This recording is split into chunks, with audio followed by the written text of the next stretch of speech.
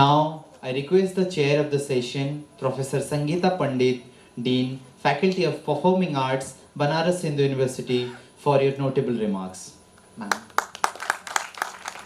मैं क्या कहूँ, सबको नमस्कार सबसे पहले। एंड शी इज़ यूनिक, इतना सुंदर गीत, इतनी सुंदर आवाज़ और इतना अच्छा रेंडिशन। उसके बाद कुछ बोलने की इच्छा नहीं हो रही है। शुरू में मैं कुछ लिख रही थी, फिर मन नहीं किया, मैंने स्टॉप कर दिया। मैंने कहा गाना सुनते हैं पहले। और मैं क्या कहूँ, मैं बहुत सौभाग्य, आई एम रियली ब्लेस्ड कि आपने मुझे याद किया यहाँ। और किस लिए याद किया, अगेन जैसे हमारे प्रोफेसर राजा राम शुक्ल जी कह रहे थे कि I don't know why I am invited here. आप इतनी उच्च स्थान पर पहुंचकर अपने आप को आपने उड़ीसा का नाम किया, देश का नाम किया। We are really proud. संगीत जगत का नाम किया, सर्वोपरि ये है कि संगीत जगत का नाम किया। उड़ीसा हम सभी जानते हैं कि एक समृद्धशाली पारंपरिक एक प्रदेश है जो अपनी साहित्य, कला, वास्तुशिल्प, संगीत और न जाने क्या क्या, जिनके बारे में हम जानते भी नहीं हैं, उन सभी चीज़ों के लिए वो बहुत प्रसिद्ध है। ऐसे ही आज इस समागम में मैं सभी जनों को प्रणाम करती हूँ और कहने में बहुत अच्छा लग रहा है कि यहाँ इस आयोजन में मुझे सिर्फ उड़ीसा के ही लोग दिख रहे हैं। बहुत अच्छा होता अगर इस पे हम विश्वविद्यालय परिवार में और जितने भी प्रदेशों के लोग हैं, देश के कोने कोने से यहाँ विश्वविद्यालय में छात्र पढ़ने आते हैं, तो इस कार्यक्रम की और ज़्यादा मुझे लगता है कि बहुत इसकी ख्याति होती। और जैसे कहा कि मेरा ये निवेदन है अगली बार के लिए कि इसको एक महोत्सव के रूप में खुले मैदान में, जिसमें गीत संगीत का हम भरपूर आनंद ले सके सभी लोगों के लिए वो, और हम खान पान, पहनावा, वेशभूषा, शिल्प और बाकी सभी चीज़ों का आनंद ले सकें। इसके साथ ही मैडम ने आज जो अपनी प्रस्तुति दी, मैं थोड़ा बहुत उस पर कुछ बोलना चाहूँगी अपनी अल्प बुद्धि से। आप बहुत ही accomplished musician हैं, most evident personality in the field of music। जैसे आपने शुरू में ही कहा, it's very essential to spell right about the identity of any culture। So आप you are very particular कि ये चीज़ सही तरीके से स्पेल की जाए, उच्चारण उसका सही हो। Utkal, Holi land of Jagannath, place of excellence in art, culture and literature, ये सर्वविदित है, सुविख्यात है विश्व में। विशेष रूप से ये सत्र उड़ीसी संगीत के लिए है, जिसमें संगीत में अगर हम भारतीय भाषा में बात करें, संगीत में गीतम, वाद्यम, नृत्यम, त्रयम संगीत मुच्यते, और अंग्रेज़ी में हम म्यूज़िक एंड डांस कहते हैं। चाहे कहीं कुछ भी, पर वो जो कला है वो अपने आप में बहुत ही ख्यात है, उत्कर्ष पर है। आपने जो उड़ीसी संगीत की एक बात कही कि जैसे हिंदुस्तानी संगीत में, या जैसे आपने कहा कि 2nd सेंचुरी एडी से इसकी जो रॉयल पैट्रोनेज से इसकी शुरुआत हुई, हम इसको रिलेट करते हैं कि हमारे भारतीय संगीत में नाट्यशास्त्र भी 4th से 2री सदी में वो नाट्यशास्त्र का भी दौर रहा है। और उस समय भारत के संगीत के लिए भारत एवं भारतेतर प्रदेशों के जितने प्रकार के संगीत हैं, उन सभी को एक स्थान पर रखकर एक एनसाइक्लोपीडिया, जिसे हम नाट्यशास्त्र के नाम से जानते हैं, उसकी शुरुआत की। और शायद कई सदियों में इसका कार्य पूरा हुआ। तो राज्य के संरक्षण में पला बढ़ा ये जो संगीत का एक सिरा निकला, ये अपने सुरीले मॉड्यूलेशन के लिए जाना जाता है, जिसको हम कहते हैं काकू। हम लोग संगीत की भाषा में इसको कहते हैं काकू। और अंत में जब मैडम ने आप तीनों स्टाइल्स में आपको गा के सुनाया, उत्तर हिंदुस्तानी और कर्नाटक पद्धति और ओडिसी, तो आपने तीनों के वॉइस मॉड्यूलेशन में फ़र्क देखा और ओडिसी संगीत जो हमारे बचपन में जेहन में बसा हुआ है, संकट मोचन फेस्टिवल में पंडित रघुनाथ पाणिग्राही जी का वो संगीत, और वो मैंने आज दोबारा मैडम को जब सुना तो वो सारी यादें ताज़ा हो गई। और वो जो एक वेव की तरह आपने कहा कि स्वरों का जो लगाव है एक लहर की तरह लगता है, उसमें मेड का काम ज़्यादा है, जिसमें खटके मुर्की तो अपने नेचुरल उसमें है ही, लेकिन जो और आपकी इतनी सुमधुर आवाज़ ने इतनी सुंदर तरीके से उसको पेश किया कि वो मूर्त रूप में हमारे सामने एक एक चीज़ खड़ी हो गई। आपने छंद, चंपू और बहुत सारी रेयर चीज़ों को हमें हमारे सामने, और मुझे लगता है इस ऑडिटोरियम में जो यंग जनरेशन है वो ओडिसी संगीत के बारे में जानते ज़रूर होंगे, लेकिन इतनी इंट्रिकेट चीज़ें नहीं जानते जो आज मैडम ने आप सबको बताया, और ये आप सबके लिए भी बहुत लाभप्रद हुआ। आपने कुछ ग्रंथों के बारे में बताया, जिसमें गीत प्रकाश है, संगीत नारायण है, और 3 है नाम नहीं नोट कर पाई। संगीत नारायण की बात बहुत चर्चा होती है, इसलिए मुझे ये बहुत स्ट्राइक किया। संगीत नारायण एक बहुत महत्वपूर्ण ग्रंथ है जिस पर अभी काम होना बाकी है। नॉर्थ इंडियन क्लासिकल म्यूज़िक में भी इस ग्रंथ की बहुत उपादेयता है। साथ में आपने ये भी बताया कि जो रॉक आर्ट्स में आपको जो हाथी गुम्फा में उदयगिरी के पहाड़ों में जो इसके ट्रेसेस मिलते हैं कि ये संगीत कैसे शुरू हुआ, उस समय किस रूप में रहा होगा। हालांकि आज की रिकॉर्डिंग डिवाइसेस तो उस समय थी नहीं, तो ओरल ट्रेडिशन ही चलता चलता आज तक। मैडम ने ये भी कहा कि किसने ये कंपोज किया ये नहीं पता चलता। जैसे नॉर्थ इंडियन क्लासिकल म्यूज़िक में हम लोग जो बंदिशों की रचना करते हैं उसमें कंपोज़र का नाम, पेन नेम कहीं कहीं मिलता है। ट्रेडिशन तो हालांकि वो भी ओरल है, लेकिन ये जो मतलब अनुपम रचनाएं हैं जो पीढ़ी दर पीढ़ी चली आ रही हैं और हूबहू चली आ रही हैं। आपने कहा कि लैंग्वेज नहीं बदल सकते, कि वो हम तोड़ मरोड़ नहीं कर सकते, एज इट इज़ जो है उसको उसी रूप में रखना, ये बहुत बड़ी जिम्मेदारी होती किसी भी ट्रेडिशन को आगे बढ़ाने के लिए।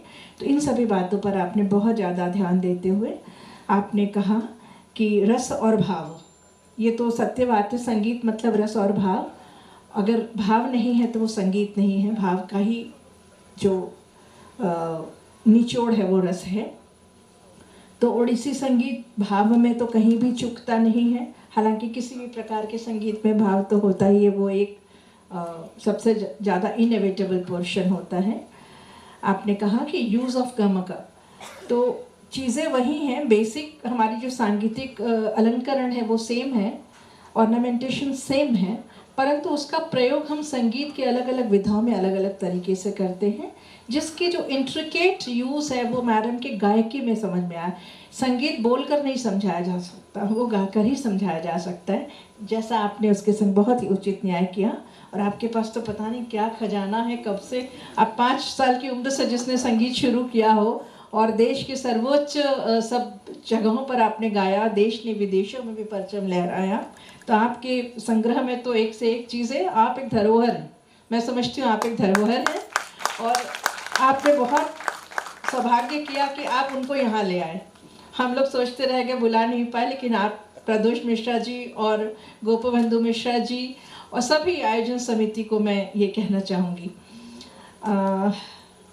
इसके साथ ही आपने ध्रुपद अंग और बहुत सारे अंगों की चर्चा की, और जिन पर ये आज का आयोजन है, कवि वर उपेंद्र भंज जी के कंपोजिशंस की आपने चर्चा की, कि उन्होंने बहुत सुंदर गीत लिखे, और जो भी आपने छंद और चंपू की बात की, उस सभी में एक ऑथेंटिसिटी थी, और मुझे लगता है ये ऑथेंटिसिटी एक गुरु के रूप में आप आगे अगली पीढ़ी को भी ट्रांसफ़र कर रही हैं।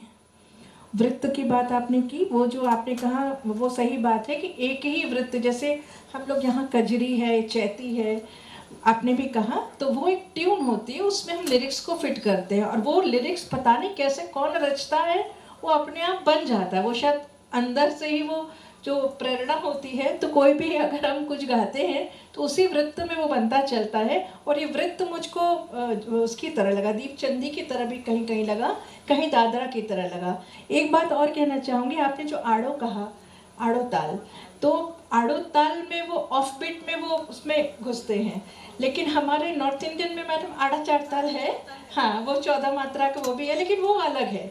और इसकी जो वो है ना, वो धेन धा तिरकिट धेन धेन वो अलग झुमरा की तरह धेन धा तिरकिट, ये जो अफ जाता है ये आड़ो ताल उसी के अनुरूप है और रेयर ताल है जिसमें शायद संगीतज्ञ नहीं कर पाए, आप कह रही थी ऐसा। ध्रुपद अंक कहा, फिर आपने कहा 12 मासी 13 पार्वण। ये मैं बांग्ला भाषी हूँ तो हमारे यहाँ भी ये कहा जाता है 12 मासी 13 पार्वण। तो ऐसे जो टेम्पल सॉन्ग्स हैं उसकी भी चर्चा आपने करी कि मंदिरों में जो गाया जाता है प्रभु के लीला गान में, वो रचनाएं भी उड़ीसा की एक थाती है। इससे ज़्यादा मैंने फिर आगे कुछ लिखा नहीं। और जो मेरा ऑब्जर्वेशन रहा, वात्सल्य रस में जो आपने वृत्त जयंत वृत्त किया, कीर्तन जैसा वो मुझको लगा। और उसके जो भाव थे वृद्ध काल में, जो मैं समझ पाई, वृद्ध काल में तुम एक ही मात्र मेरे नंदन हो, और जो रौद्र और ताप में तुम मेरे लिए हरि चंदन के समान वो लेप हो, शायद यही अर्थ है। हाँ, हरिचंदन के लेप से जो शांति मिलती है, मेरे वृद्धावस्था में तुम मेरे वही आश्रय हो कि मुझे जब कोई ताप होगा तो तुम मेरे लिए हरिचंदन का लेप हो। बहुत हृदय में ताप है। हाँ, इतना सुंदर ये लिखा हुआ, मतलब जिसने भी लिखा, ये गोपी अभिमन्यु, अच्छा जी। तो ये है। और भाषा पर ध्यान ज़्यादा, राग पर भी ध्यान ज़्यादा। आपने कहा कि 36 आपको करना पड़ा, 34 उस पर था। फिर आपने वृत्त बताया, कामोदी वृत्त, चंपू काव्य के बारे में बताया, बड़देव रथ का जो रेयर है, और एपिक किशोर चंद्र नंदो, तो इसके बारे में आपने बताया। जितना मैं समझ सकी अपनी उसी से मैंने उतना लिखा। और आपने जो गीत गोविंद के पद सुनाए वो बहुत ही सुंदर थे। इसके आगे मुझे कुछ कहना नहीं है। आप सभी बहुत सौभाग्यशाली हैं कि इतनी बड़ी हस्ती हमारे सामने आई है। और हमारे अग्रिम पंक्ति में हमारे, जो मैं जब आई थी उस समय आपका हो रहा था, आपके जो पेपर आप प्रस्तुत कर रहे थे, पूरा तो नहीं सुन पाई, वो भी बहुत एनरिचिंग था। और हमारे सामने मैडम बैठी हैं, मनोरमा मैडम, शायद आपका कल था, मैं सुन नहीं पाई। मैं सबको प्रणाम करती हूँ और संगीता मैडम को विशेष प्रणाम करती हूँ कि आपके इससे मैं बहुत एनरिच हुई। और बस 2 बात, हमारे सामने आदरणीय TM महापात्रा जी हैं और भाभी जी हैं। तो उड़ीसा का जो संयोग है, सबसे पहले विश्वविद्यालय में हमारा इनसे शुरू होता है। और मैं बताऊं, फैकल्टी ऑफ परफॉर्मिंग आर्ट्स में हमारी, आपके उड़ीसा के बहुत ख्यातिलब्ध संगीतज्ञ हरमोहन खुंटिया जी, उनकी सुपुत्री थी, दुर्भाग्य से अब हमारे बीच नहीं है, डॉक्टर स्वर्णा खुंटिया, वो हमारी कोलिग थी और हमारे साथ मेरी जूनियर भी थी, पढ़ती थी।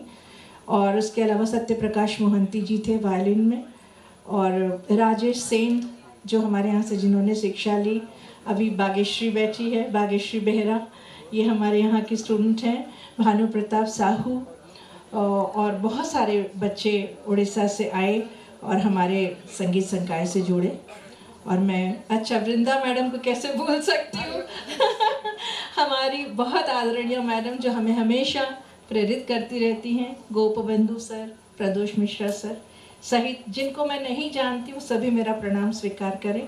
Amit Patra sir, esteemed director, निदेशक हमारे IIT के, मैं आपको बहुत अच्छा गाते हैं, मैं समझती हूँ कि शायद आज भी कुछ सुनाएंगे। He is very good singer of Ravindra संगीत, मैंने सुना है। मैं सबको प्रणाम करती हूँ।